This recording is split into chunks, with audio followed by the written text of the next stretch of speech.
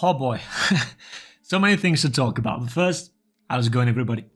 Considering that I cannot make this a half-an-hour video, I will try and summarize all the season's changes and give you some sort of highlight reel, because it really is so much that they've just shown us on the Warriors Den, and so many great things at that.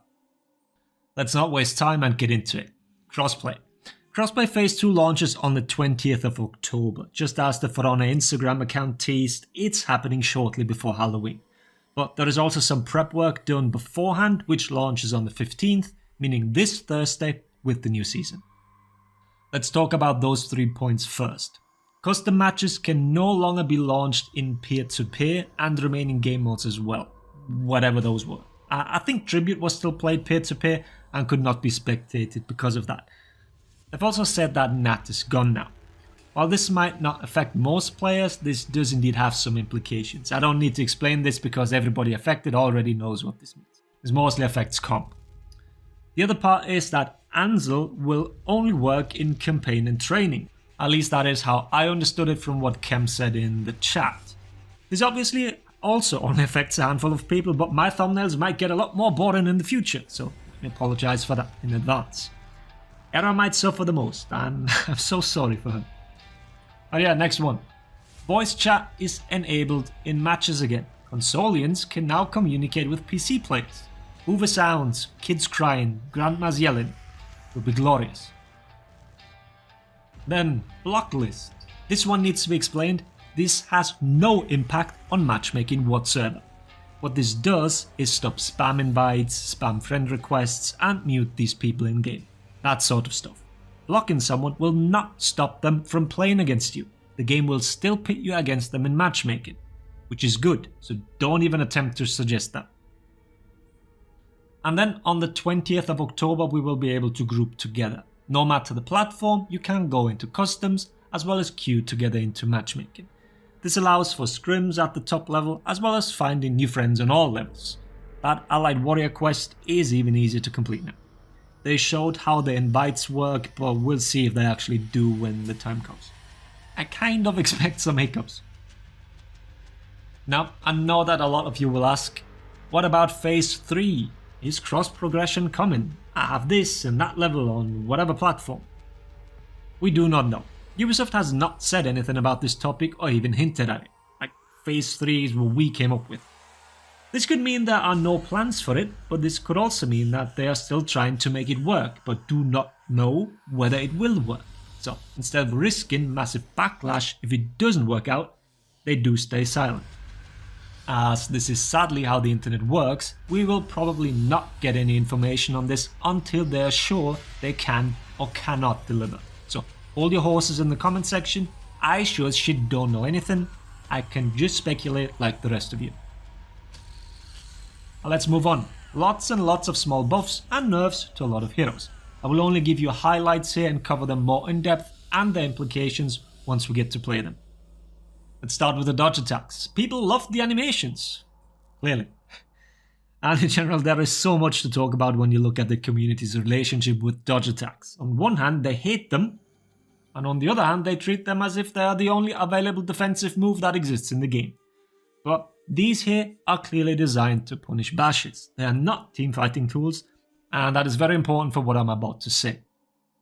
Dodge attacks are a basic move in a character's moveset. Having a dodge attack does not ruin a hero's identity or whatever other nonsense people keep spouting. This is also not the first time a hero gets one.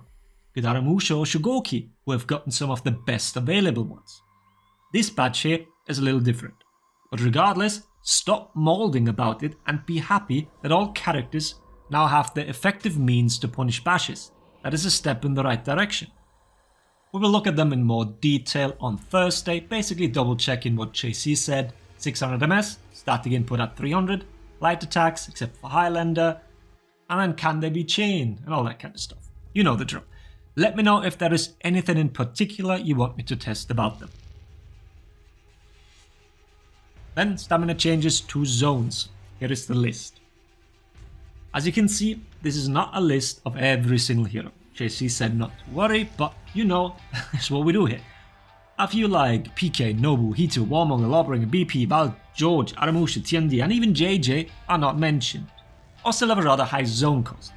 We can now speculate that this is only the first batch, like JC said, or if Ubisoft is happy with their numbers, because you know how it is, we cannot just be happy with what they give us, we need to further nitpick. What I want to point out though is that they didn't just reduce them all to a singular value, but rather adjusted them on an individual basis with their respective strengths in mind. I absolutely love that. I want to give big props to them for taking that approach. I know that I sometimes preach standardization, but we are reaching a point where it's not really needed on that many levels anymore, and we can focus on individual characteristics of the heroes.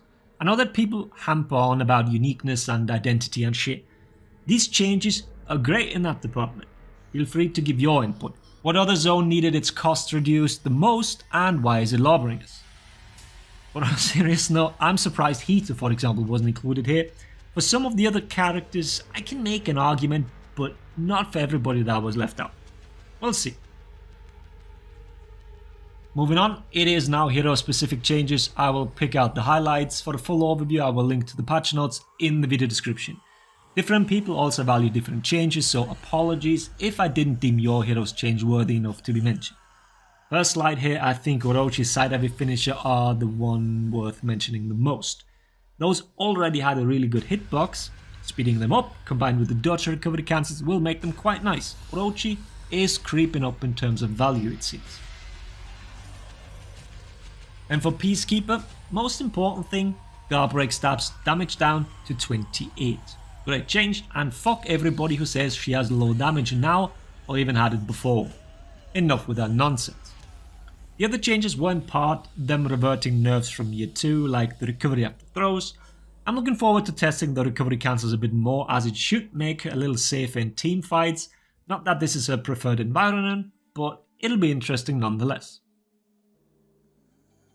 Moving on to the hero that is by far the weakest and most deserving of a rework, or so the community claims. The trajectory of the heavies should make him better in teamfights, by how much remains to be seen. The other change is to input comfort, 66 ms to input parry follow-ups, and with that the impel had to be shortened by 100 ms, otherwise it would no longer be guaranteed on a heavy parry. Something that should have been removed years ago if you ask me. It is one of the most problematic features and probably holding him back in terms of changes, since it's so stupidly easy to get in damage because of this. Oh well, looking forward to the reactions to this one. No hype armor and shit. How dare they? And for Kensei, these are changes I'd prefer to show you guys on Thursday, as it's much easier to grasp with some visual help. His unblockable mix-up used to be quite poor and very interruptible because of the speed. I'll show you some side-by-sides in the next video. Which chat also didn't know what a fast guard break was. Just a little recap here then. After a feint, a guard break is 100 ms faster than from neutral. The only soft feint that incorporated this thus far was Pirates. So they're now putting some new attack on all the heroes. Power creep, right kids? And for Nobu, I will grab Nutella and record this in detail and get all the implications for you. The iframes on the dodge light is probably what interests people the most. I'm not sure how much people are still struggling with punishing Nobu, so I'll give some examples for these recovery changes too, and if they will affect how you play against her. Next is Centurion. Some range changes on the charged heavies and timing changes on the charged punches. They're faster now, which will mess with previous gank timings. I probably won't have the time nor the knowledge to really lap them all out again, but I'll reach out and get some info to see which ganks are still possible. Or maybe more ganks are not possible, I'm not entirely sure to be honest. But this potentially has a lot of effects on how the hero is played. Gladiator is then kind of whatever. Dodge bash still remains a dodge bash, meaning annoying. Quality of life buffs always welcome though. And Shaman, to be honest, I might be biased here, but the character feels very much left behind. These changes try to touch on where she's lacking, especially in terms of range, but I doubt it will be enough. But I'll gladly be proven wrong. Especially interesting will be the 900 ms unblockable.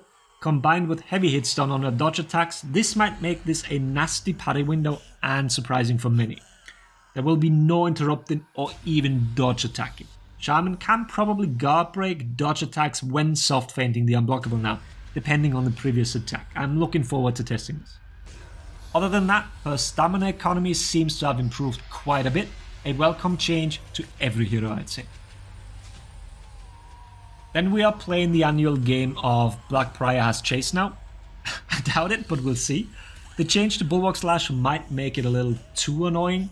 I've always been of the opinion that Black Prior sitting in full block with his tier 2 running is already impressive enough, especially with multiple people around. Now he can just backpedal and Bulwark Slash the moment you get close. And don't get me wrong, Black Priors have been doing that since the hero released, but it now got a whole lot safer.